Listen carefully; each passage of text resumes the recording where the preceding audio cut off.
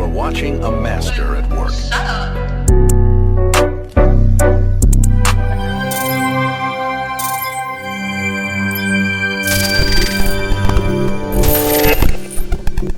All right, perfect. I will get started. Okay, so again, in the beginning, pretty simple, pretty easy, just to kind of want you to understand everything because it all ties up to each other in the end. So the biggest thing about trading that most people really sometimes have a hard time understanding, oh, because the stock is going up so much, I need to buy puts, it's going to come down, is pretty much understanding a trend. Everybody, you look Twitter, you look wherever you look, and you see Tesla today up, $60-$70. People always want to buy puts. What people need to understand is in trading, especially, the trend is your friend. In the end of the day, the trend is your friend because the trend helps you have a clear definition in your mind so you can easily interpret when the trend is occurring. There's two trends, in the market. You have your uptrend, your downtrend. And this is kind of the most basic part of trading. You have to understand this to be able to spot, uptrends or downtrends. And to be honest with you, the definition is as simple as an uptrend can be described as a sequence of higher lows in conjunction with higher highs. Same thing as a downtrend, sequence of lower highs in conjunction with lower lows. So I'm going to show you a couple of charts. We're going to look through some charts and we're going to kind of analyze the trend on each one of these charts to kind of help us gauge what we do in each situation. So I know a lot of you, every single one of you here probably uses the 1 minute time frame, and as soon as they see a red candle, that's where they kind of pull back or exit the position. In all reality, for a stock to keep going up, it needs to pull back, make a higher low, and then keep pushing back up. It's not gonna just freaking 17 green candles all in a row. You're gonna see a lot of sequences of higher highs in conjunction with higher lows. Same thing with a downtrend. You'll see it pop up, make a lower high and then come back down. And the easiest way to really, identify a trend is if you draw a trend line. With the uptrend is the easiest way to draw if you wait for the trend line to be hit and the price bar to bounce right off of it. Same thing with a downtrend.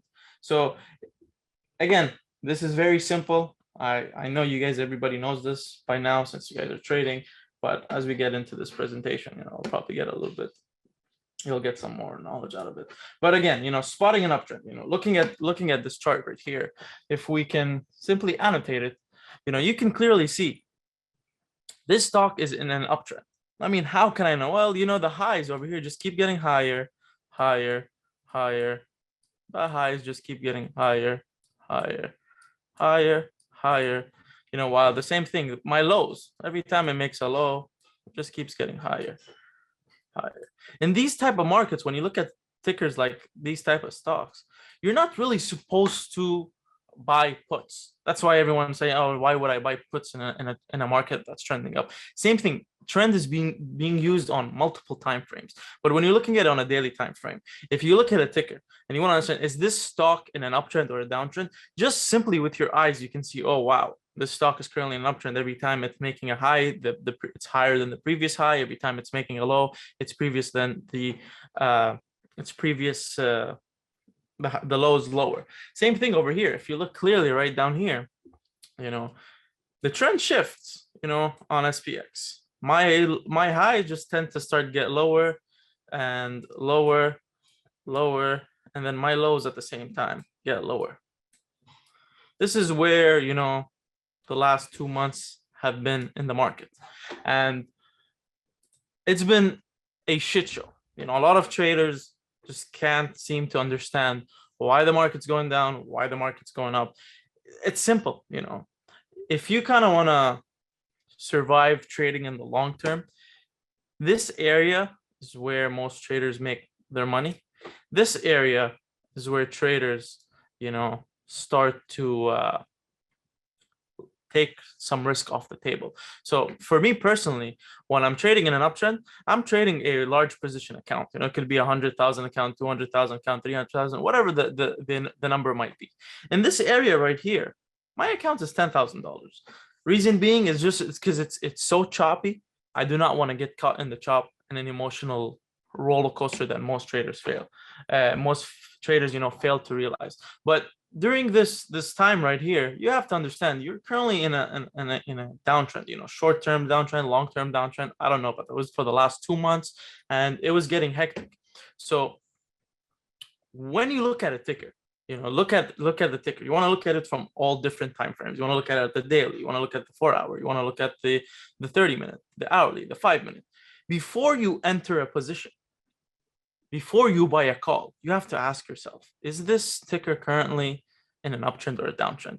I mean, another way you can identify it's a downtrend or uptrend is when you draw a trend line. And I'm going to draw a trend line on the real chart. I'm just kind of showing you basically what I mean. You kind of draw a trend line and you can see it bounce off the trend. When I do it on a real chart now with annotation, you can't really see it, but I'm going to just, let me go back into it and share my other. Perfect. So this is an SPX 1 day, 1 year. Let's kind of go back to it. So as you clearly can see, for the last year, we've been in a solid uptrend. Every single high is just keep getting higher. Every single low is higher. So if you simply literally take a trend line, you take it from wherever you want. You can take it from the bottom and you kind of draw it all the way to the top right here. You can see that, every time it bounces off the trend line, it makes a higher low and then pushes back up to it. Right here is where, the trend line kind of breaks. And if you haven't seen this area of the chart, it hasn't been there yet, you can definitely make it smaller, as you can adjust your trend line on a daily basis, just to kind of, as the market goes up or goes down, you can definitely adjust your trend line. There's no really right way or wrong way to do it. It's just an easier way to identify yourself if, the stock's an uptrend and a downtrend. So right here, we can see that the trend shifted. Same thing with a downtrend. You draw your trend line from the top all the way to the bottom, and you can clearly see in the last couple of days, what has happened is the trend line has broken. The trend line has broken, and that's why we've been kind of hammering calls. Also, because if we take a look at this downtrend right here, so if we take a look at this downtrend here, pretty simple, and you can see that, we've been having lower high, lower high, lower high, lower high, lower lows, lower low, lower. The last lower high, if I kept saying 4417, 4417, I mean, I'm just going to come here and mark 4417. And I just want you to tell me in the chat what you kind of see at 4417. I want you to tell me what you kind of see at 4417 and the reasoning behind 4417. Does anyone have any idea why 4417 right now is very important to keep the uptrend?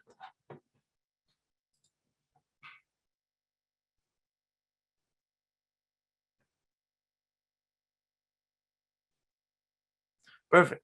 So it was the previous lower high. So when we finally broke into that previous lower high area, we were able to pretty much solidify the trend and start a new trend. Now, that we're here, for us to keep doing the uptrend, this might happen, in an uptrend. So you go up, come right back down a little bit, push back up, come down, push back up. This is what you call a healthy uptrend. So in the next couple of days, if the market is red, don't be afraid. As long as 4417 holds, you're currently in a healthy uptrend, because just by looking at the chart, you can identify it. If something like this ends up happening, oh, my low keeps getting higher, low keeps getting higher, and my high at the same time keeps getting higher. When it comes to trading, I really like to keep things simple. A lot of people will draw a bunch of lines, bunch of charts, bunch of Batman symbols here or there. I've seen crazy things on the internet, in terms of this, but I like to keep things simple. So I like to keep it to the basics. I like to understand the trend. So I tell myself, looking at a chart, oh, wow, the trend has finally broken. It looks like we're going back into the uptrend side just by simply looking at the chart. So I'm taking usually the previous, the highs to help me identify if my stock that I'm trading or the underlying asset I'm trading is in either an uptrend or a downtrend. So, this has been the last couple of months, and every time, it would touch the trend line, it'd be a signal to kind of enter puts, signal to enter puts, signal to enter puts. But this break, this specific break of 4417 was the reasoning behind, you know, SPX on Monday. It broke, buyers did step in, and as you can see from the candlestick, these are large bodied green candlesticks. You know, there's not a lot of selling pressure on them, but only buying pressure, buying pressure, buying pressure, buying pressure, buying pressure. So you need to be able to distinguish trends for you to be able to trade certain tickers. Now, this is on a longer time frame. Now, when we go to a shorter time frame, like let's take Tesla today. Let's look at Tesla today. And, you know, I have a bunch of levels on Tesla, so excuse me. But let's just simply take a look at Tesla. Looking at this chart right here, you know, if anyone were to signal puts, I'm sorry, but this person is either like stupid, or I don't know why anyone would signal puts looking at this ticker. So as you can see, my highs just keep getting higher, higher, higher, higher, higher. And at the same time, my lows keep getting higher and higher. This is a run where the trend is your friend. I see a lot of people who always say, oh, Tesla's already up from 900 to 980. Let's take a short position on it. Don't take a short position on it. Even if you see a signal saying, oh, we should short Tesla, open the chart, kind of analyze it. Look what you're looking at. What I'm looking at it right now, seeing it from a shorter time frame, is hell no. Why the hell would I take puts when it's showing me it's in a solid uptrend? And we can kind of go to different time frames to kind of see what I'm talking about. You know, on the 5 minute, it's just straight moonshot. I mean, we can take another example today that kind of did a pretty good job. AMC, that's actually a pretty good example here on the 1 minute. So here's the signal. Signal came right here at 16. So you see my high keeps getting higher, higher, higher, higher, higher. At the same time, my lows keep getting higher. So a lot of you ask me, why do you trim and leave runners? Well, I'll trim out and leave no runners when the trend breaks. So even if I take a trend line like right here and draw a trend line on it, I mean, right here, you know, it could have been an exit. Right here could have been an exit, you know, where it starts to consolidate and base around. But other than that, this ticker just keeps going up, you know, makes higher lows. Just as soon as it keeps going, just make higher lows. You know, this is just a brief understanding with no indicators, no signals, no nothing. This is just so one person can look at a chart like, okay, this chart is in an uptrend, this chart is in a downtrend. So before you enter a signal, before you enter a play, look at the chart, analyze it, and with no indicators, just simply look at it. Is the stock in an uptrend or is the stock in a downtrend? Because understanding the trend, you know, will help you make will stop you from making stupid mistakes that you don't really need to make. You know, what a lot of people will do also will scalp puts right here. You know, it's in a downtrend, short-term downtrend.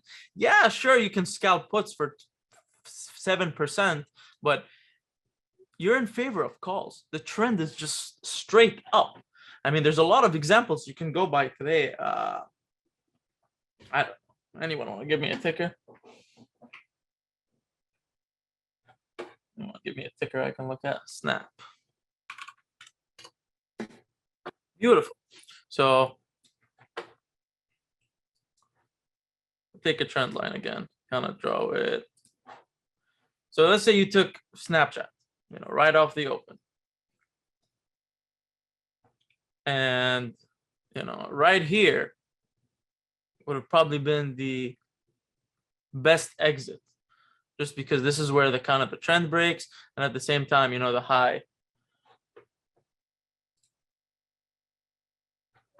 just keeps getting lower, lower, lower. You know, same thing over here. This is where you could have taken puts as well. I mean, the trend line, you're not always going to draw it to perfection. That's what I'm going to kind of show you after we're done with this section of the presentation. I'm going to show you the indicator that you can kind of use to help you mitigate all that. But this is this trade, I would kind of consider this trade to be a consolidation trade, just because, you know, it consolidates between 35.63 and 35, and then just breaks out of 35.63 and gives you a moonshot trade. But this is kind of a, you know, you either took it at open, or because taking it later during the day is not really going to do you any justice, because the trend kind of breaks and starts to switch into the bearish side of things. But maybe if you look at it on the daily, for example, if we look at Snapchat on the daily, we can kind of gauge the trend on Snapchat. A lot of gaps. What is this? I've never traded Snapchat before, but a lot of gaps. Let me tell you that for a fact. I mean, currently on the higher time frame, it's still in a downtrend. Can you tell me what level, you know, would need to kind of break for Snapchat to be back into the uptrend range? So the last high is this. 41.6 roughly, to be exactly to the 41.32. You know, that's pretty much where the previous high is. You know, yes, you can trade Snapchat, you know, to catch the bottom on it, but at the same time, if you want to confirm the entry, you want to look at the bigger time frame where, you know, the trend can flip. Now, this is on the daily. We can look at it on the 4 hour. Maybe on the 4 hour it flipped. Still on the 4 hour, still did not flip. On the hourly right here, this 34.3 could have been an entry for you to Snapchat, because, you know, it broke the previous high. So it all really depends on which time frame you're looking at, but you have to understand, you know, uptrends, downtrends to help you become a more sophisticated trader, a better trader, because once you understand the trend, you won't fight it. A lot of traders, what they do is they love to fight the trend. They'll see stocks ripping like GME, beautiful uptrend all day long, and, you know, they fight it. They want to buy puts right here. They want to buy puts right here. When in all reality, this is where you kind of sell. You know, you sell, you trim, and right here, you know, you can kind of re-up your position, buy a little bit more, or, you know, roll over. You know, it's really all up to you. But also, since you guys all trade on a 1 minute chart, let's say, you know, this is your entry right here. You entered at $100. You know, it pushes all the way to 106. You know, you have 10 contracts. You sell 2. A lot of traders, once they see these couple of red candles, they immediately close their position. You have to ask yourself, is this making a higher low? In this particular case, yes. So you can continue to holding. Pushes back up all the way to 109. Is this making a higher high? In this particular case, yes, it's making a higher high. Pushes down under here. Is this making a higher low? Yes, it is. It is, you know, technically. You know, the last one was 103. This one here is like 104. Pushes back up. Again, right here, right here, right here, right here, right here. Like, this is a complete uptrend. This right here, you can kind of use it as a form of consolidation, where the stock kind of consolidates between 2 areas, which would be this kind of area of consolidation, where, you know, if you take profit over here, this right here could be your re-entry, as it broke the consolidation range right here, as you can see. But again, like you take it, let's say you take it right here, you know, you enter immediately at 115, you know, immediately you're down 30%. Most traders will sell over here. Me personally, you know, I'm already down 30%. What? Let me look at what's gonna happen next. You know, if the trend is gonna break, yes, I'll fucking cut it. But I'm already down 30%. Let me see if it will make a higher high, higher low, higher high, higher low, higher high, higher low, as it pushes back onto the uptrend range. You have to understand, as traders, if the 1 minute chart does not help you, all you gotta do is flip to a different setting. Flip to a different time frame, where a 5 minute chart, where you can clearly see, you know, it's in an uptrend. And as you can see, if you bought it right here and now you're seeing it after hours at $148, you were right. You were correct. You just have to understand the trends on a larger time frame. Same thing with here. You know, on the daily time frame, the ultimate perfect entry for GME is 133.69. And look where you think it is right now. Right now it's at 144. You know, that was the last high. You know, it's gonna break this trend right now. So if we take the trend line right now and kind of draw it, we can kind of see the trend is broken. This would have been the most solid, perfect entry right here today as the kind of the trend breaks. But just looking at it on a longer time frame, is this particular stock ready to trade just based on trends? This is the number one question you ask yourself as a trader. Is it an uptrend? Is it a downtrend? If it's in an uptrend, why in God's earth would I buy puts? If it's in a downtrend, why in God's earth would I buy calls? So ask yourself your question, when you're entering a trade, is the stock or the underlying asset I'm entering, is it in an uptrend or downtrend? That is the number one rule you should first ask yourself. Perfect. So now that we're kind of done with the trends part of it, let's go back to the PowerPoint to check out the other part of it. Perfect. So spotting downtrends, uptrends, the same exact thing. I just gave you the spiel. If you really want me to kind of go through it again, lower high, lower high, lower high, lower high, as it just keeps dying down. All right, lots of questions. Let's see.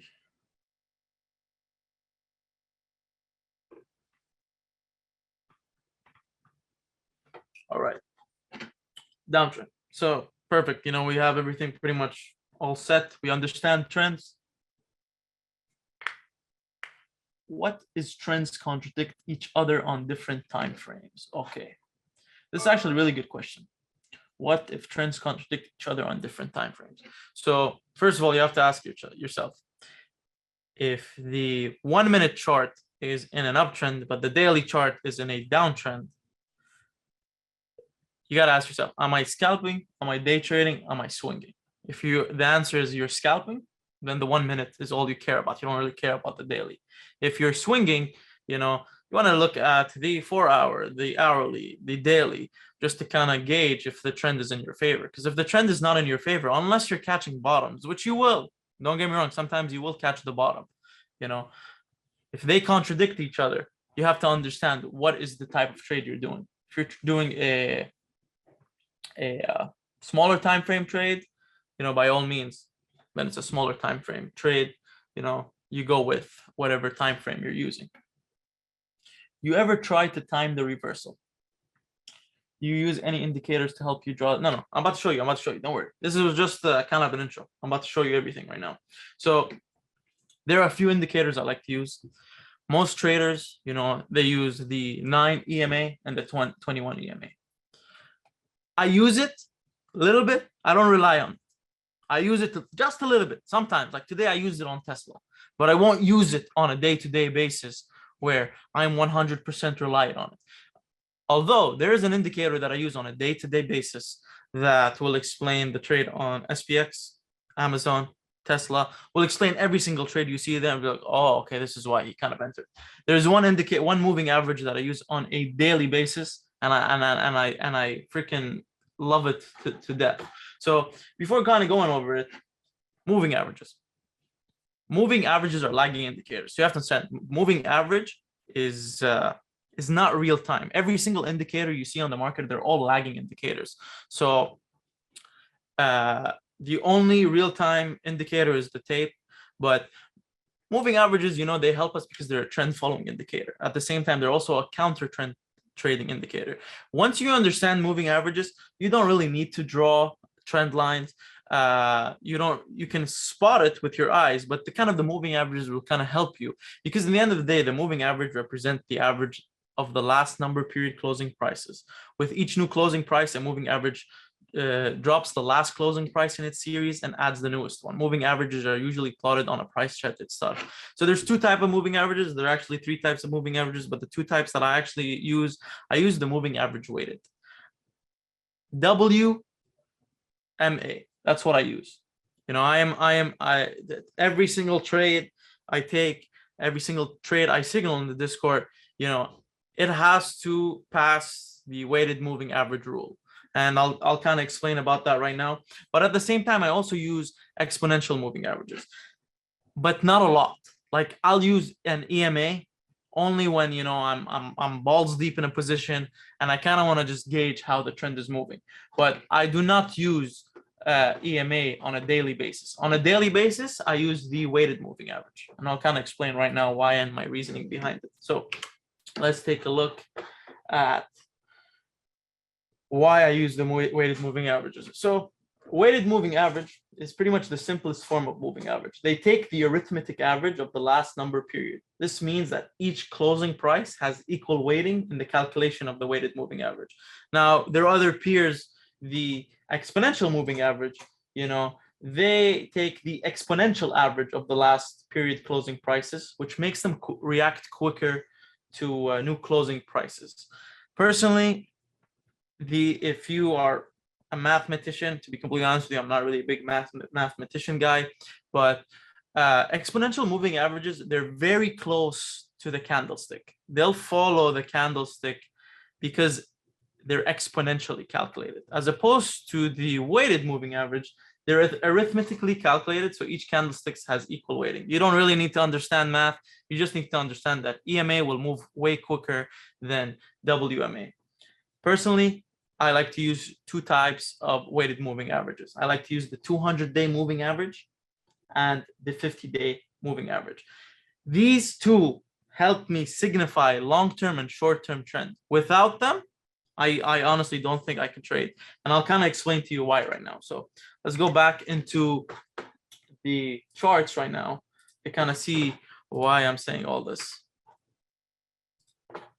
So let's go back to SPX. So let's go back to SPX. And let's go to studies, edit studies. So these are the studies. I hope you guys can see them right here in front of you. So it's moving average weighted 200. So right here, I'll add this one. And the 50, I'll add this one as well. These are my bread and butter to trading. Without this, I cannot understand the trend or gauge the trend. The simple rule goes, when prices are trading above the 50 and above the 200, I am in a uptrend. Every time we are trading under the 50, under the 200, I am in a downtrend. How I like to see it? So let's take this example right here. Price is pretty much trading above the 50 weighted moving average. As soon as price trades under the 50 weighted moving average, I like to tell my students, we are currently in a short-term downtrend. We are currently in a short-term downtrend with a target being the 200 weighted moving average.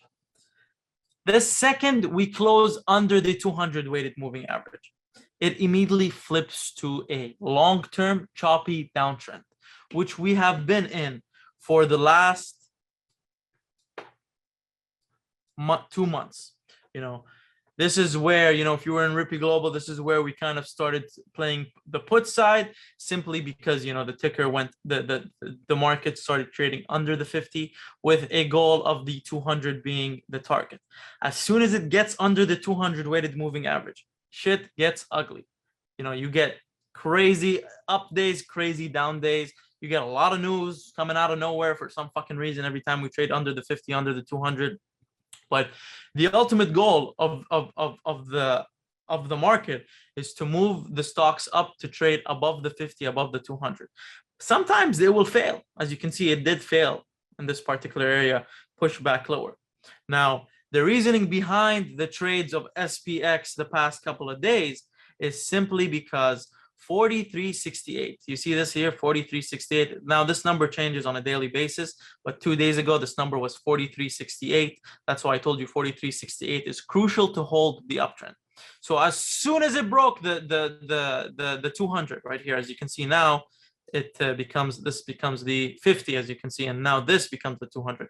As soon as it broke the 50, I am in a short-term uptrend with a goal of the 200. This is why 45.03 is a key level. As soon as we broke the key level of 45.03, if we hold these key levels, this 4503, if we hold it, I am completely bullish on the market. I am back to my original uptrend. At the same exact time, what happens when we're above the 50 and above the 200 is you'll get these bad boys to kind of cross. So just like this is called the death cross, when they kind of cross under and, solidified that we are in a complete downtrend. When they cross above, it is solidified that we are in a complete uptrend and back to the uptrend territory. Without the 50-day, without the 200-day, I will not trade. I will not trade. I will not even waste my time. If a ticker is under the 50 and under the 200, I'll buy shares. Yeah, sure, if I really believe in the company. But to trade it on a day-to-day basis, why would I go in there and, purposefully lose money? Now, let's take a look at tickers, that we kind of traded today. AMC. Won't you look at that? Well. Isn't that the 50-day moving average? It wasn't because, I'm an ape and I want to trade. No, it gave me the signal. Volume buyers came in, price has crossed above the 50-day weighted moving average. I'm in a short-term uptrend with a beautiful goal of the 200 daily, which is a 27.69. On a long-term basis, not on a weekly basis. Tomorrow, don't expect AMC to be over 27.69. But just understand that when prices cross above their daily weighted moving average, this is where volume comes in. This is where buyers start to come in, because institutional traders are pretty much waiting over there. Large traders that have been trading for quite some time, this is where they enter. This is where they like to buy. Well, let's take a look at Tesla, Hassan. Why have you been signaling Tesla for the last couple of days? Well, Tesla. Let me go and make this drawing set 000.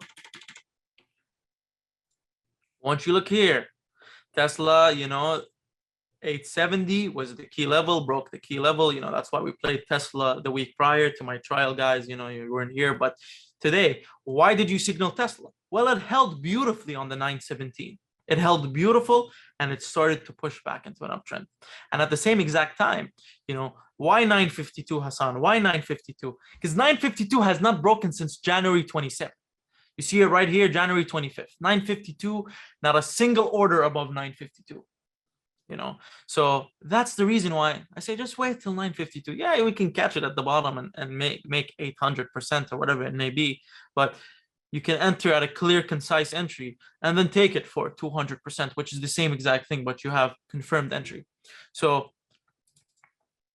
you ask yourself the question, is the stock in an uptrend or in a downtrend? But at the same time, you can gauge if it's an uptrend or a downtrend just by simply identifying the trend based on the weighted moving average. There's no point in trading here. The chop. Set a fucking alert. Say when it breaks the 50 or the 200 to enter calls, and I promise you, all the money that you would have wasted here trading it in this area for freaking pennies, 20-30%, in 2 days today, you could have grabbed the 1050 for $2, reality signaled, and you could have sold it today at 10. So coming into the market, you have to understand, is the ticker I'm trading? Is it in an uptrend or a downtrend? Well, what can also help me gauge? So right now, looking at Tesla, why I swing Tesla? Well, we bought Tesla right here. Chippy also fucking bought Tesla right here. He's been holding Tesla all here. It broke the 200. It held the 50. It broke the previous lows right here, which was this 925, 943 area. And now it's at the same time, it broke the trend. So if we draw a trend line as well, let's draw a trend line for the fuck of the trend line. It broke the trend. So trend is currently in an uptrend. Broke my 50. It broke my 200.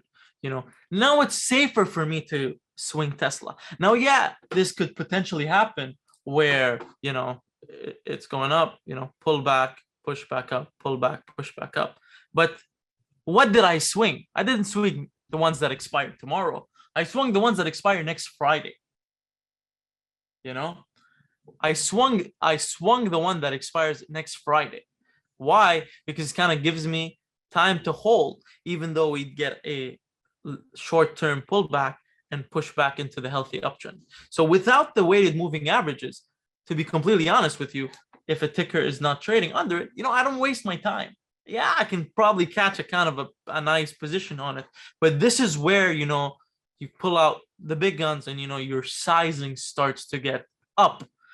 All this time when I'm trading Tesla, I swear to God, the sizing is at $1,000, $2,000, $1,000, $3,000.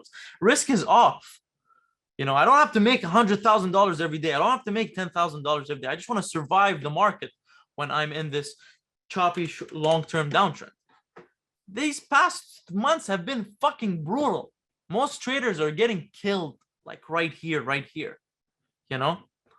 Now, we traded SPX this particular day, you know, because it was a green day. But where, you know, the large positioning sizes started coming on SPX is right here. That's where they started coming in, you know, right here, break of 44.17, hold of the 43.68. You know, at this point it was 43.68. Now it's 43.73. It changes on a daily basis. Now, this is why I like to use weighted moving averages as opposed to exponential moving averages. Now, let me just hide these right now, and let's kind of use EMAs to kind of show you the difference between them both. As you can see, because these are calculated arithmetically, each candlestick has equal weighting. Now, with exponential moving averages, each candlestick has a is calculated exponentially. So here we have the, you know, the 9 and the 21. You see how close they are for on the candlesticks? They're very close to the candlesticks that sometimes, you know, you can take unwanted L's just because it's so close to the candlestick. You know, EMAs, when do you use EMAs? Use EMAs in a short-term down in the short-term time frame. So let's look at Tesla, for example.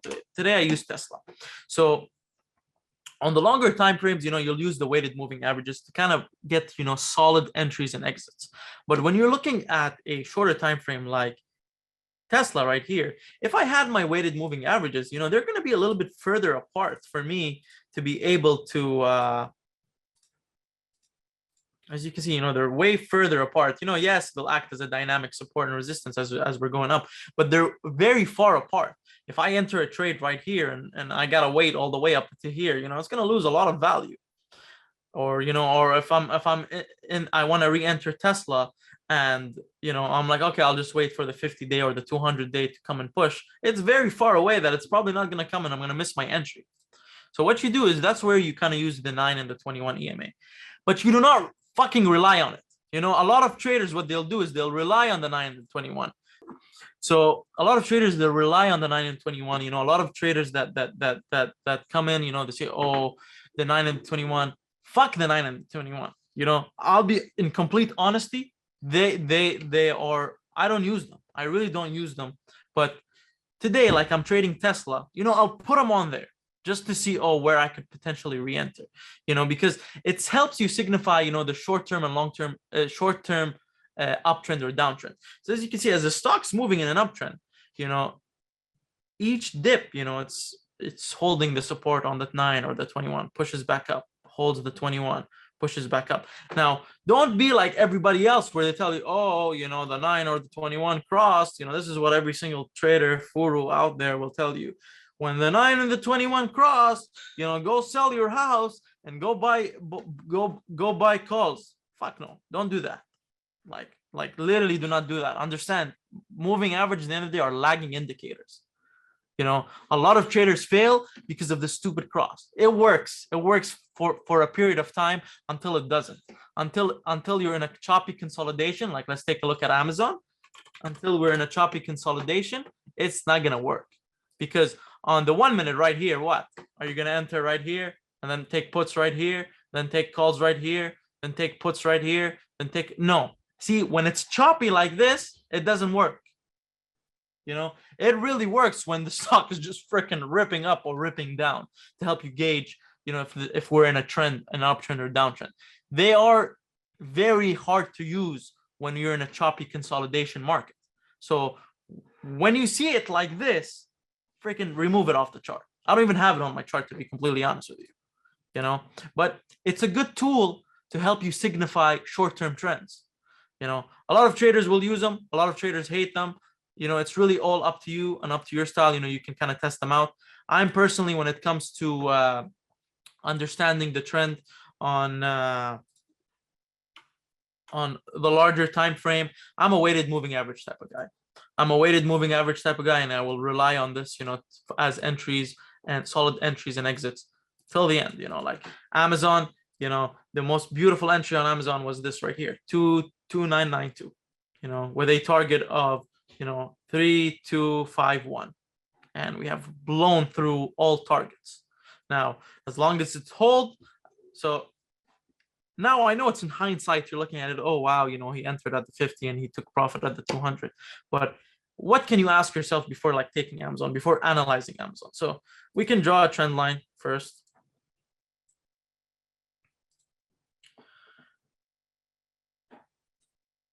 So right here, you know, would have been the first, you know, early entry. Can anyone tell me where the solid entry, you know, the confirmed entry of Amazon would be?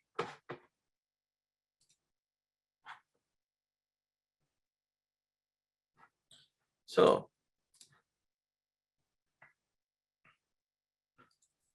3080 is correct. And if you're less risk adverse, you know, 3209 is also correct. You know, and then 3276. All these levels are previous lower highs, every single one of them. So on this particular day, you know, on March 16, you see Amazon break through, you know, the 50 weighted moving average. You see it break previous high. You see a target right here, long-term target on a longer time frame. You know, this trade takes like 3-4 days to kind of do. You know, you're able to load a swing on Amazon. Right here, where it's trading under, why in God's earth would I take a leap, a call option when it's going up $100, down $100, up $100, down $100? Why would I torture myself? Honest to God, like, not gonna lie to you, when prices start trading under the 50 and under the 200, what I normally do, first 2 weeks, I take a vacation. I simply take a vacation. You know, and as soon as price trades under the 50, under the 200, you know, I don't want to deal with all the bullshit. I go take a vacation. I enjoy a little bit. Price comes back into the demand zone where, you know, the 50 to 200 is holding a support. You know, that's where I kind of start coming back, start sizing up. You will see larger position sizing. You'll see 20,000 position sizing as opposed to 2,000 position sizing that I've been doing all the past 2 months. The past 2 months on the market on SPX, you can ask anyone in my Discord. You can ask any one of my mentees. All the sizing is $2,000, $2,000, $1,000, $5,000. As soon as market starts to give, I give 7,000, 10,000, 15,000, 20,000. What I'm comfortable, you know, back to the kind of the element. Because now I'm back to the uptrend mode. I don't like trading choppy downtrends. By all means, you know, we took puts right here. We destroyed it. They went 1,000%. But then right here, all these days, you have to come in every day with a non-bias view on the market. Is today going to be up or down? You have to play the levels based on, you know, the order flow. You got to look at the tape where buyers are coming in, where sellers are coming in.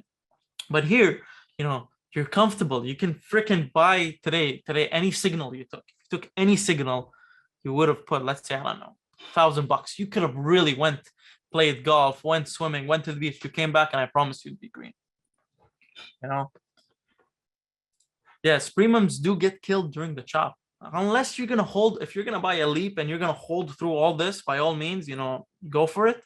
But you're gonna get a headache. While me personally, I'm just gonna come in, you know, when it's at 44.17, I'm gonna load the position size, and all the bullshit that you had to endure, I can do it in 1 day and profit more than you. So since you're not using the 9 and 21 religiously, and the stock is about to break out a key level to the upside, you let the breakout happen, then wait for a higher low to confirm the trend. So yeah, so I have a level in mind, like Tesla today. Let's look at Tesla. I said Tesla 952. So let's look at my Tesla 952. I had this level right here. So all day Tesla is basing up and down. Yes, the contracts are going right here. This was the entry right here. As soon as it broke, Tesla 1,000 at $6, and it just mooned, just fucking ripped. You know, I'll wait, I'll watch. Oh, higher low, higher high, higher low, higher high, higher low. Sometimes also, man, like Tesla, I sold it early. I'm not gonna sit here and lie to you. Oh, I sold Tesla at $20. I sold Tesla at $10 or $9. You know, I got faked out right here. Where? Oh, because of the stupid 9 and 21.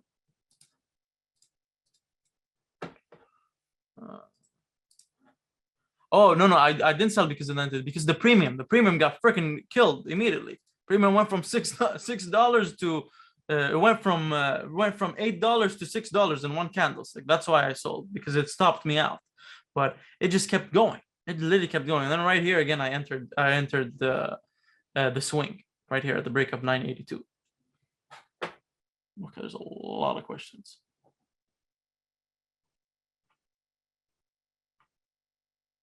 Should we wait for a pullback on SPY before going long on SPY? So yeah, that's what I'm saying. So based on the higher time frames, you know, we broke the previous lower high, correct? That's number one. We're holding the 50, we're holding the 200. For a stock to remain in a healthy uptrend, you know, it can pull back. Yeah, 100% it can freaking pull back. You know, before moving back into another solid uptrend. But what can also happen? Something can happen here that a lot of people are like, oh yeah, we're back to uptrend, it's all good. What can happen here that can kind of ruin everything? Bad news, sure. Bad news and a rejection. It could come down and reject. You know, now the level is going to be 45.03. It could close under 45.03, come back, break under 4417, and then break under now 43.73, and we're back to a downtrend. Because if you're looking at it from a more zoomed out perspective, you know, now we're looking at it on a shorter. If we're looking at it on a more zoomed out perspective, if this makes a high and starts coming down, you know, and then in retrospect, you know, we can say, okay, yeah, it's a higher low, higher, lower high, you know. So if it breaks, you know, if it rejects here and it breaks here and then it breaks over here, then say, oh, yeah, well, you know, if you kind of zoom out and you don't look at this part right here, it's a lower high. So it's really all up to you how you kind of view it. You know, it's all up to the trader to kind of figure out, you know, are we in an uptrend or downtrend? And sometimes I'll be wrong. You know, I'm not 100% perfect, but you know, because I watch every day and I try my best to kind of mitigate myself in terms of risk. You know, I'm able to kind of capitalize on shit. If we go down, you know, where will I take puts? Can anyone tell me where, you know, I'll actually take puts? If you've been paying attention, where would I take puts?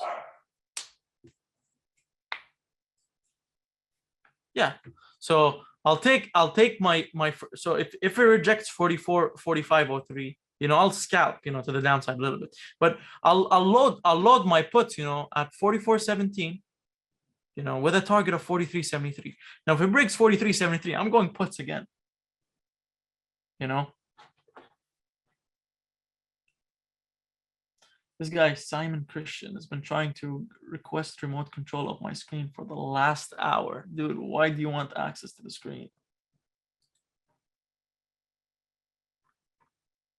I'm gonna block this guy. 1 second, bro. Simon Christian. For the last hour, bro, this guy is gonna put in waiting room. Okay. Fucking Simon. He's in the waiting room now.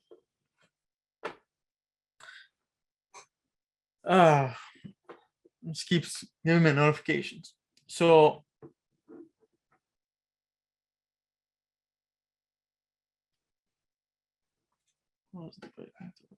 no, I'll answer the questions after. So I just want to kind of explain, you know, the reasoning behind things. So the reasoning behind, you know, Tesla trade today, simply, you know, I like to keep it simple, bro. I swear to God, I keep it simple. I'm watching the tape too. Don't get me wrong. Like I'm gonna pull up what I watch. Like let me just pull this up so you can see. Oh, he's not only using this. I use this too. You know, I'm using this. I'm using this. And I'm using this right here as well. Yeah, to help me gauge if I should go long or short. You know, I'm not just going on lagging indicators. I'm using I'm using indicators as well, you know. So I'm using real-time action as well. But you know, on a chart perspective, you know, Tesla today was simple. I swear to God, is as simple as can be. You know, it held the 50, broke the 200, you know, started moving back up, broke the 952. I think Tesla is gonna fucking rip. I personally think Tesla, if Tesla is able to continue holding and withstanding, we bought these at $6 fucking. They closed at 23. You know, if it's able to continue to holding 917 and 952, I think Tesla has a rip back into the 1,000 range. I mean, we touched today, what we were up $72 today. So basically, the weighted moving average is part of my bread and butter. You can ask all my students. You know, we basically survive under the 50, under the 200. We do our best to survive. What I mean by survive, you know, we'll take. That's why I took profit early today. You know, that's why I kind of took profits early, 40, 30, 70%. You know, I didn't let them run too much just because, you know, for the last 2 fucking months, man, it's just been, you know, 70%, 50%, 20%, then come right back down. So this is kind of, you know, how I gauge if, you know, the stock is ready for me to trade. You know, it's very basic. I mean, there's some people that use the 50 and the 200 SMA. Personally, I don't like it. I like the weighted just because each stock has equal weighting. So if you kind of also don't understand where these lines are coming from, basically, let's use the 9 EMA as an example. So let's bring back the 9 EMA on here. Moving average exponential. So let's kind of bring in the 9 right here, and I'll kind of explain to you the reasoning. What does it mean? Like what does this line mean? So this particular line right here. So it's taking 1, 2, 3, 4, 5, 6, 7, 8. The last 9 minutes. It's taking the last 9 minutes. It's adding them all exponentially, then dividing by 2, which gives it this line right here. So think of this as a chart. You know, I'm not really the best drawer right here, but you know, this candlesticks, you know, 1, 2, 3, 4, 5, 6, 7, 8, 9.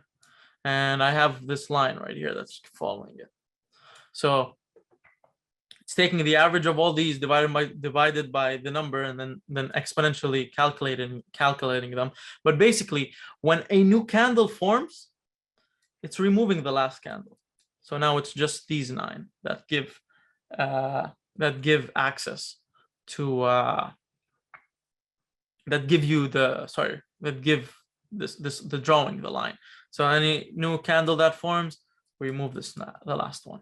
So this is what EMAs are. So if you're looking at a 9 EMA on a 1-minute chart, what is it telling you? The average closing price of the last 9 what? If I'm looking at it on a 1-minute chart, 9 minutes, 9 minutes, simple. If I'm looking at it on a 5-minute chart, it's giving me the average price of the last 45 minutes. If I'm looking at it at the hourly chart, 1-hour chart, it's giving me the last 9 hours. You know, so it's all the last 9 candles on whatever time frame you're looking at it. So on the 9 EMA on the 1 minute is different than the 9 EMA on the 5 minute, because the data is more. You know, the data is more. I have more data to help me. So it's all really, you know, relative to which area you're kind of looking at it. So this is my ultimate thing when I'm looking at trading. You know, EMAs. Here, let me pull back into the slideshow. Where is it? The slideshow right here. Oh man, I gotta go back. When price is trading below the 50. Let's see this thing right here you see in front of you. Print it, put it on the freaking wall, tattoo it on your forehead, whatever you got to do. When price is trading below the 50 weighted moving average, I'm in a short-term downtrend with the 200 as my target. when price is trading below the 200, I'm in a long-term downtrend. By long-term downtrend, I mean choppy. 2 months is freaking long-term. To me, let's be real. We've been trading in this choppy long-term downtrend for a while. Now where price is trading above the 50, I'm in a short-term uptrend with the 200 as my target. When we clear above the 200 weighted moving average, I'm in a long-term uptrend. Price, they use the 50 and the 200 as a dynamic support and resistance. So again, I'm going to go back to the chart again because I really want to show you something. Sorry. I keep moving from chart to chart, but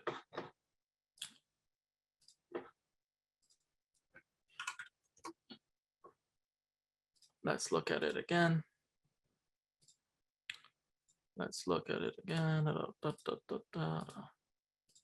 This is the ultimate dynamic support and resistance. So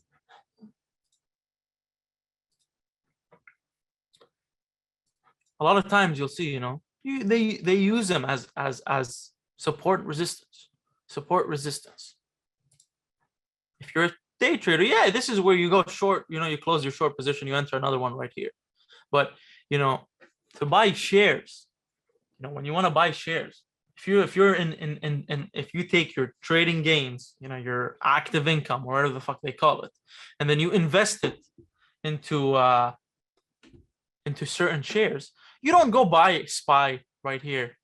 You buy it right here. You dollar cost average in right here.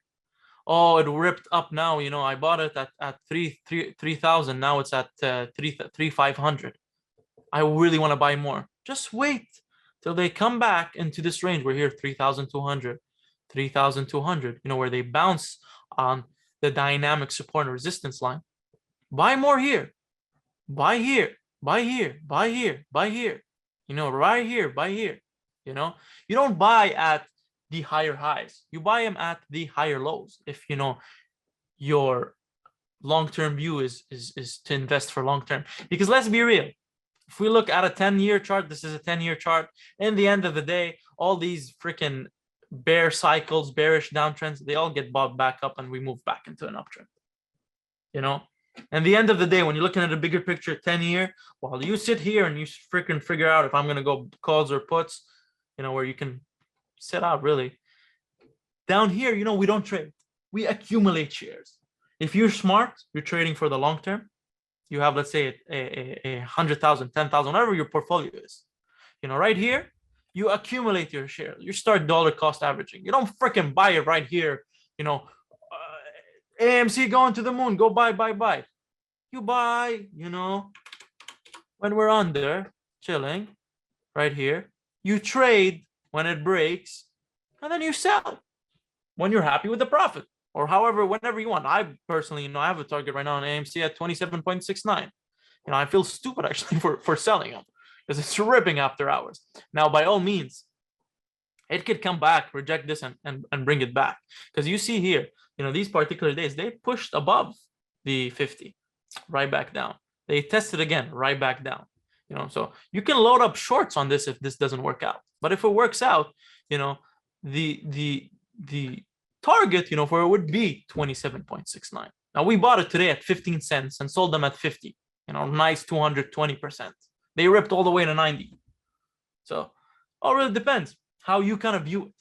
So now, do we understand moving averages that I use? And do we understand trends or no? Just type yes. Perfect. If you're learning something new today, at least if you learn one thing new, I'm happy. Best. Perfect. Awesome.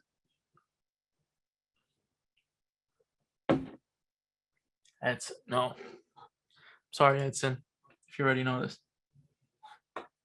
You're kind of lost. I'm kind of lost on how you use daily for day trade. So how I use day trade. So if you hover on this line right here, let's hover on a line, for example, SPX. When you hover on it, it gives you right here, if you see on the bottom, the right hand side, 4502.75. If you hover on this line over here, it gives you 4373.17. These are solid entries. You enter a long position right here. you take profit right here.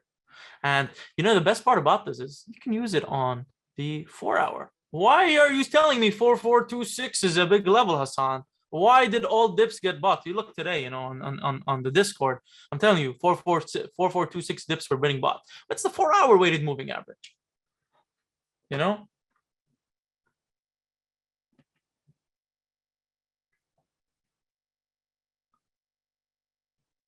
Yes, Coco, of course.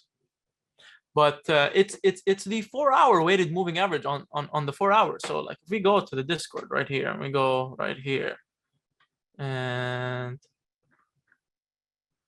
where am I saying it?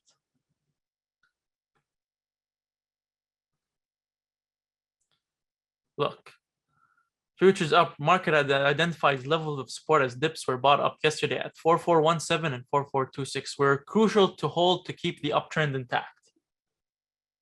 For some heavy longs, I'd like to see a break of yesterday's range, which still holds scenarios posted. We look at the scenarios,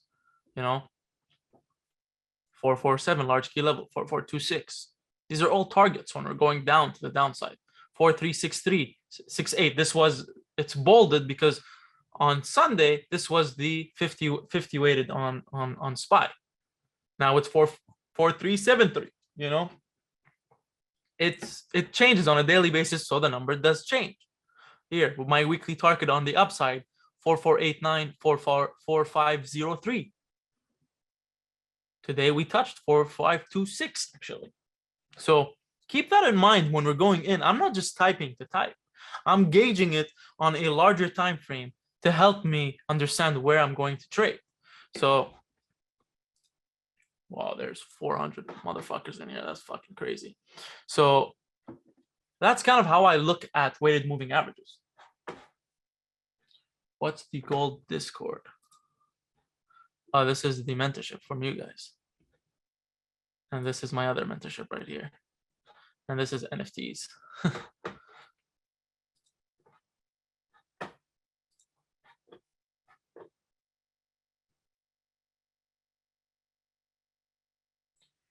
This is off topic, but is your main screen 32 inches? I have 46 right in front of me, 35 and 32, I believe. I'm not sure. I'll show you a video and you can tell me which one is which. So I'm using them on different time frames. You can have an early entry right here, at 40, whatever time frame you like to use, you can use it. The higher the time frame, the bigger the move. 4426. This is why we're firing longs. So the larger the time frame, the bigger the move usually. So understood. Move on to the next topic. Discord. Trust me, you don't fucking know. They're all shit. Do not take NFT advice from me. I can tell you for a fact, I've been faded on every single one I've taken. So if I ever tell you to buy an NFT from now, don't fucking take it seriously. For those asking what the NFT Discords are, I'm in them just to see if my money can come back to life or if I'm faded forever. So now we're done from this topic. Let's move on to the next topic. Candlesticks. Candlesticks. What about the donut shop? Fuck the donut shop. We'll talk about this one later. We're recording now. So how to use candlestick to identify buying and selling pressure. So if you don't know this, right now, and you've been trading for some time, pay attention here. So this is pretty much a green candle. So as you can see, it opens at this level, it closes at this level, and it has a wick, a low and a high. Same thing with a bearish candle. It opens up here, it closes up here. It has a low, it has a high. When you are looking for levels, I'm looking at longer time frames. I'm looking at longer time frames. I look at wicks. I don't give a shit where the candlestick closes, where it opens. I'm looking at the wicks. Why am I looking at the wicks? Because the wicks help me determine where there is buying pressure, where there is selling pressure. And as a trader, if I can understand at 950 on Tesla, there is selling pressure, I'm not going to enter a position till it breaks and holds. If I can see that, at 9:43, there's buying pressure. Oh, looks like a good entry for me to enter. So understanding how a candlestick and the dynamic of a candlestick moves, you're able to gauge levels where there's buying pressure, where there's selling pressure. Again, let's go back to the chart. The areas where there's candles. 4417, freaking area where sellers came in, brought the price down. Right here, this level right here, what is it? 4484, coming up soon, coming up 4484. I'll definitely look at this level. Why will I look at this level? Well, right here it did it, right here it did it, right here it did it. Candlesticks help me understand areas, where there's buying pressure, where there's selling pressure. So again, right here at the lows, when price started coming back into the low here at 41.50, 41, you can see this is immense buying pressure, where the candlestick comes all the way to 4415 and pushes all the way to 4294. This level is very important. Guess what happens if 4114.65 breaks? You can, when you hover on it right here, if you look up here, it tells you the low and high of the candlestick. What can happen if this level breaks? Can anyone give me a guess? All hell breaks loose. Yes. So when you're looking at a candlestick, keep it simple, keep it easy. Look at the wicks. The wicks paint a picture for you. Let's say I'm not looking at the tape.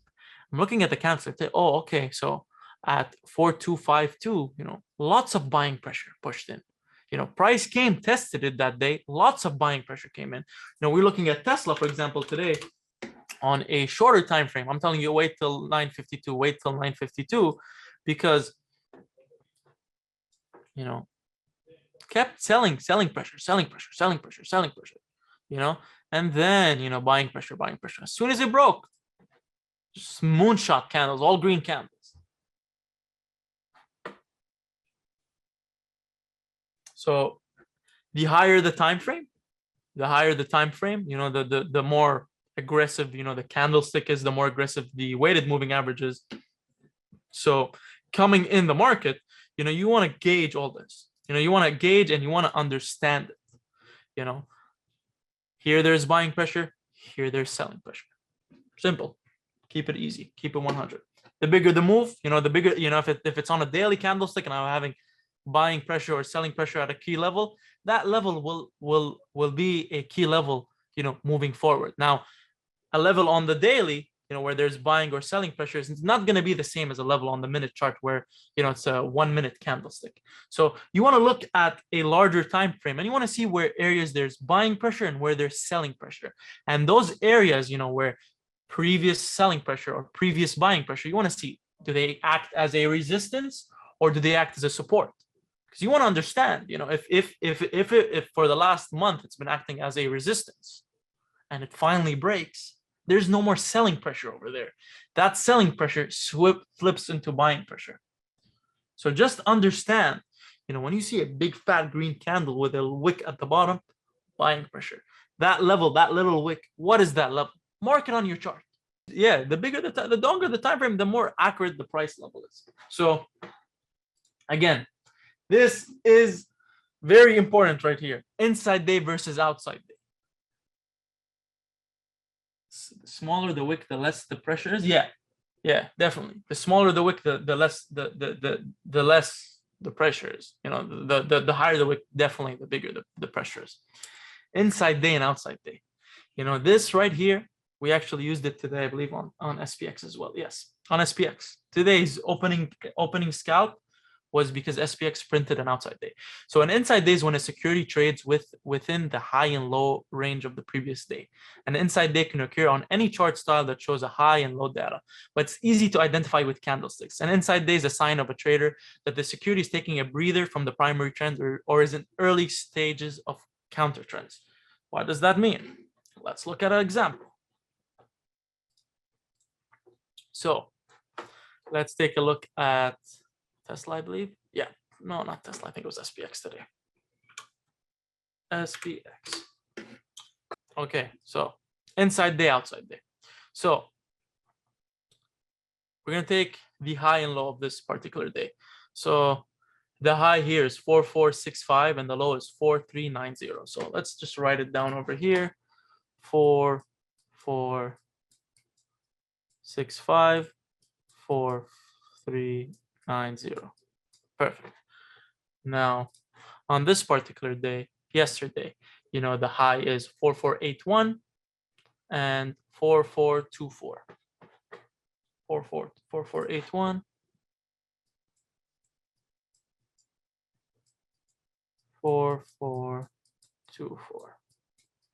So today, for it to be an outside day, what would it need to trade at for the ticker to be considered now trading in an outside day range? Just by the definition I gave you, what would it have to print? So this is the range of yesterday, and this is the range of prior.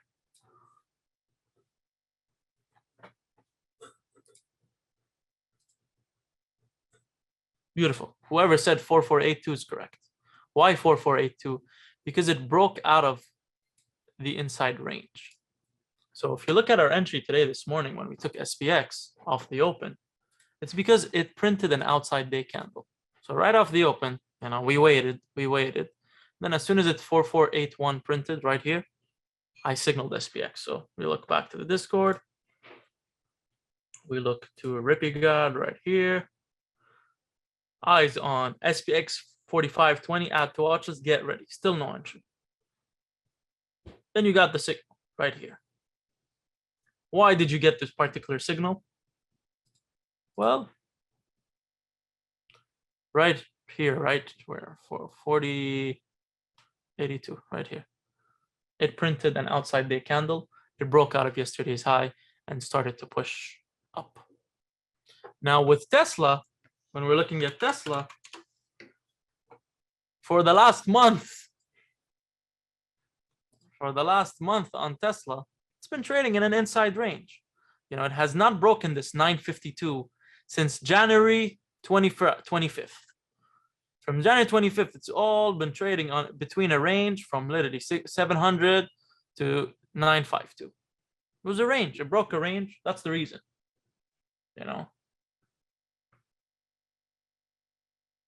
Simple. Inside day, outside day. You kind of want to look what is the range, and then when it breaks out, it goes. Same thing. Reality the other day signaled Amazon, and I told them, "Ooh, outside day." It was right here. It broke this 3081 right here, and it finally made an outside day out of this freaking range right here. So just look at tickers. If you're looking at a trade, oh, yesterday, what was yesterday? It's been in a. Listen, it can be in a 10-day inside range. It can be in a 30-day inside range, and then boom, it pops up and it goes. It all really depends on which outside day you're looking at. Okay, Amazon today, looking at yesterday's levels, Amazon high is 3261, low is 3191. What could be the print for you to say, oh, maybe let's take Amazon? We'd say 3262. Let's look at Amazon today, 3262. Let's mark it on the chart. 3262. 3262. Make the color different as well so you can tell, oh, this is the outside day. Bingo, right here. Isn't that a beautiful entry looking at the chart right now? So 362, just simply looking at the chart from yesterday. Yesterday moved. It gave us a range. Bingo, it broke out of, it gave us an outside day. It was a 1 day outside day. Sometime like this one right here, this 1380, inside day, inside day, inside day, inside day, inside day, inside day. Right here, if we see on this particular day, it gave outside day, ran all the way down, then kept inside day, inside day, inside day, inside day, inside day, inside day, boom, outside day. Fucking send it. Outside day. At the same time, break of the 50 with a target of the 200, and it just keeps going. The range could be with the first fake out break. By printing, do you mean wait for the candle to close above outside their range? Yeah, definitely. You want to see high volume as well. You don't just want to enter just blindly to enter. But on this particular, look, on this 362, look at the volume here. This is an average volume. The volume candle is above average on this particular candle. So if Tesla breaks its high of 997.86, we can look for continued momentum. Perfect. That means you learned something today. We can 100% look for continued momentum. Tesla, if it breaks 1,010.26 rips. I thought inside days were when high and low within previous candle. Gaps. I'm just gonna explain the last thing, risk management, and then I'm gonna answer whatever questions you guys have. So it's as simple as this chart right here. You look at it, inside day, once it breaks out of the range, outside day. Simple. Keep trading simple. Now of course you need other things, but I promise you this will I hope it will help you. I mean, 400 people here, all 400 are still here, so I'm hoping it helps you in some way or form. Now for risk management, I do have a different outlook on risk management. I don't think risk management, there's a right or wrong way to look at risk management. In all reality, I think risk management is subjective to a trader's risk adversity. Some traders are more risk adverse than others. So in my opinion, I think there's no right or way to approach risk. To give the most basic example, taking a $10,000 trade with a 20% stop loss is the same as a $5,000 trade with a 40% stop loss and a $2,000 trade with no stop loss. All of these scenarios right here in front of you, the outcome is the same. If the stop loss hits, they all take a minus $2,000 stop loss.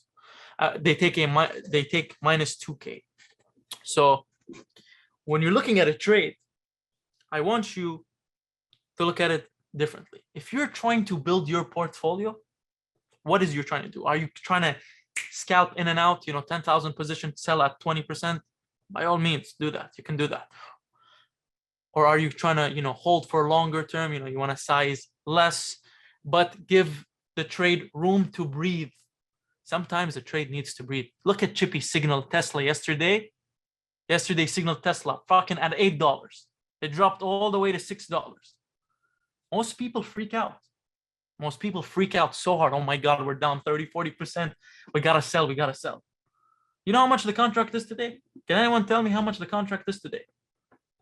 The contract's $35 today. $35 fucking dollars today. If you were to approach it, you took that same position with Chippy. You put $10,000 in that trade. You bought 10 contracts, whatever. You bought 12 contracts, $10,000. With a 20% stop loss, you would have gotten stopped out. If you were to take that same position with a less sizing with 40% stop loss, today you would have made money. Same thing, if you were to take one contract, why do you think Chippy did not put a stop loss? He took one contract, no stop loss. Basically, he used what him originally, instead of him going 10,000, he went with 2,000 because it's the same thing. I just have no stop loss. In the end of the day, in every single scenario right here, with a 40% SL, with a 20% SL, with a no stop loss, I lose 2,000 regardless. The outcome is I lose 2,000. So risk management is subjective to a trader's risk adversity. I have mentees who are so risk averse, and I have mentees that do not give a flying fuck. Why don't you give a fuck? Well, this mentee, got 50,000 to his name. This other mentee have 10 million to his name. So our risk adversity, our risk management changes. We're not the same. We all look at it, in different emotional mindset, in different psychological mindset as well. So same thing when we go through a trade. I like to use the 70-30 rule. You can use the 60-40 if you're a freaking degen. You can use the 50-50 if you're a degen. I have degens that use the 20-80 rule too. in the first couple of hours, that's where most traders make their money. Let's say, here is an example. A trader is up 1,000 daily P&L with 5 hours left to the market. If you put in self, you mark it on your wall, on your computer, I am going to do the 70-30 rule. What does that mean? No matter what happens, I'm going to keep 70% of my daily P&L. So as long as I end up plus 700, I have fulfilled my trading goals. Yes, I lost 300, but I'm green 700. Some people, more risk averse, will do 90-10. As long as they keep 90% of what they make and they lose 10%, they're okay. Some people will be like 100-0. Man, I haven't made money in 6 months. I finally made money. I'm keeping 100% of it and I'm leaving. So it all depends on what you like to use. I'm ranging between 70-30, and when the degen kicks in, maybe 60-40. So if this case here, I'm in a 70-30 rule. So the risk, so I have 300 to risk. It can be traded in many ways. The next trade, I can take it 300, risk no stop loss. If I lose the trade, done. I'm done for the day. I take one trade. I can also take a trade with 600 risk and 50% stop loss. I can take a trade with 1,000 risk and 30% stop loss. I can take a trade with 2,000 risk with 15% stop loss. It all is subjective to you as a trader. What do you like to do? How are you able to kind of gauge the rule for you? I'm gonna ask you right now, if you're up $1,000, would you like to be on the 70-30, 60-40, 80-20? I want to see. I want to see. So you guys can see 70-30, 80-20, 70-30, 60-40, 10-90, 60-40, 7-30. See, there's a lot of different in the chat. There's a lot of different risk adversity and emotional tolerance in the chat.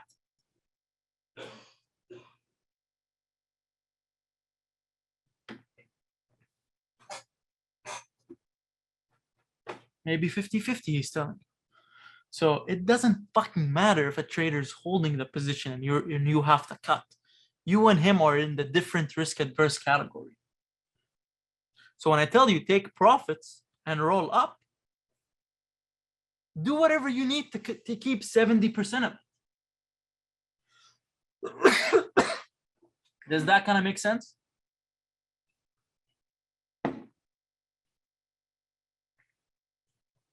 I have a guy in my mentorship that's 1090. If he makes $10,000, if he walks away with $1,000, he's happy. If he can risk the 9K and either degen it to 100K or risk the 9K and take it to 0. There's no right or wrong answer here. That's why, risk management is very subjective. That's why if you're able to, a lot of traders, they'll take losses, and you look, damn, his losses are so much compared to his win. Well, he's going in, he has no rule for himself. He has no risk management. He has nothing. Reality, look, reality. He'll take 1,000, 1,000, 1,000 in each one of his trades.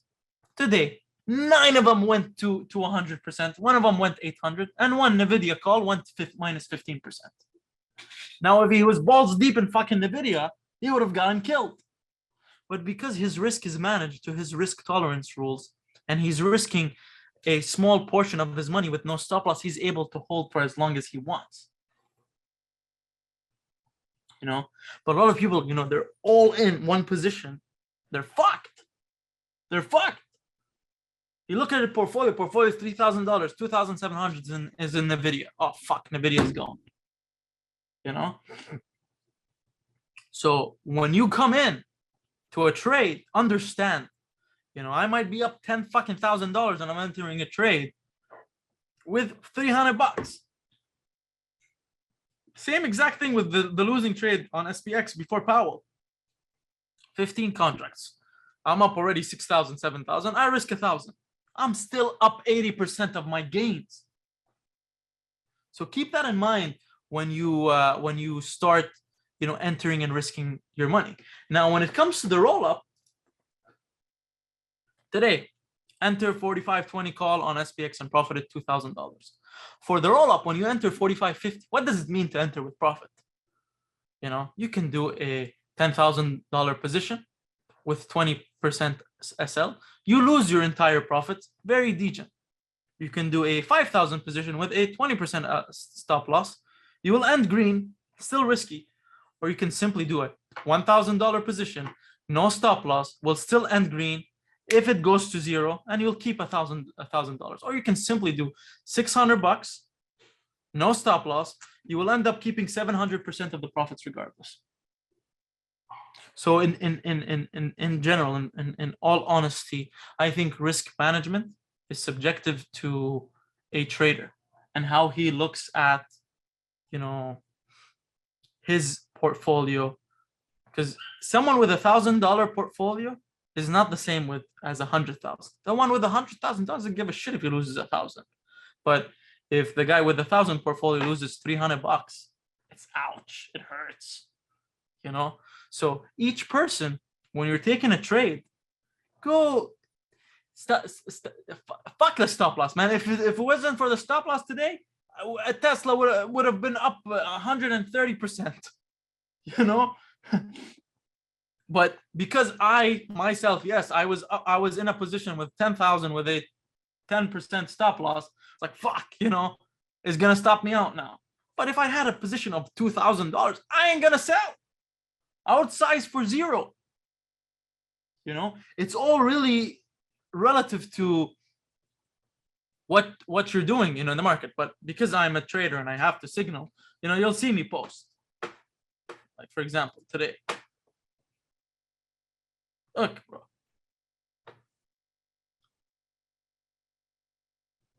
I have to post the all cash. No, to help you out, just in case, so you know. But you can have runners. AMC, 0.15. Motherfucker went all the way to 80. I stopped out where? At 50. Bro, it's going from 50 to 40, 50 to 40, 80 to 50. You know?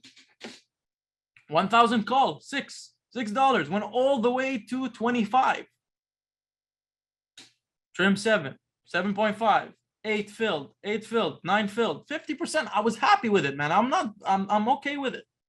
Now, if I had kept that one runner would have made more than the entire position right here. The entire position made $1,800. That one runner would have made more than the entire position. You know? So it's really subjective to you. But then I rolled up. What I did this time when I rolled up, see, damn, big roll up position, 11,000. Why? Fuck it, I'll put 11,000 with a 20% stop loss. I'll still end up taking 80% of my realized gain. You know, I'm okay with it. Bingo, it printed 2,000, sell. But yeah, this is pretty much what I kind of have. Any questions? Let me stop the recording right here. If you're watching on YouTube, thank you so much for tuning in. Hope you learned something new. And we'll take questions and I'll kind of record to make it separate. You are watching a master at work. Shut up.